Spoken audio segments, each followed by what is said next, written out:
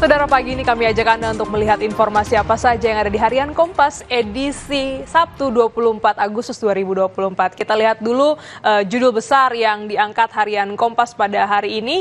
Ini terkait dengan pemerintah ikuti putusan MK. Saudara, kendati pemerintah dan DPR telah menegaskan mengikuti putusan MK, masyarakat di sejumlah daerah masih berunjuk rasa.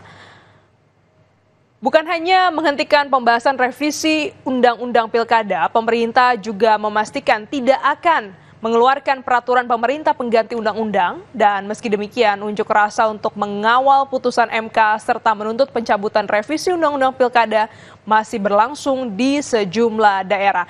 Ini juga dilengkapi dengan foto berita di bagian sebelah kiri, saudara. Ini merupakan para mahasiswa yang menyangkutkan poster tuntutan ke Kawat Berduri saat berunjuk rasa di kantor DPRD Jawa Timur di Surabaya pada hari kemarin. Ini aksi yang digelar untuk mengawal putusan Mahkamah Konstitusi terkait pilkada agar benar-benar dipatuhi DPR dan pemerintah. Ribuan mahasiswa dari sejumlah kampus datang ke kantor DPRD Jawa Timur secara bergelombang untuk menyuarakan aspirasi mereka terkait pilkada.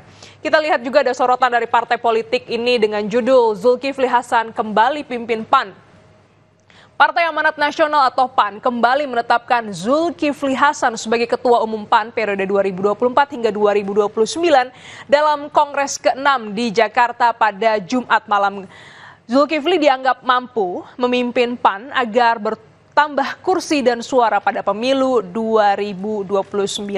Kongres ini juga turut dihadiri Presiden Joko Widodo, Wakil Presiden terpilih Gibran Rakabuming Raka, Ketua Umum Golkar Bahlil Lahadalia, Ketua Umum Partai Demokrat Agus Harimurti Yudhoyono, dan juga sejumlah pengurus partai politik lainnya dan juga sejumlah menteri serta kepala daerah.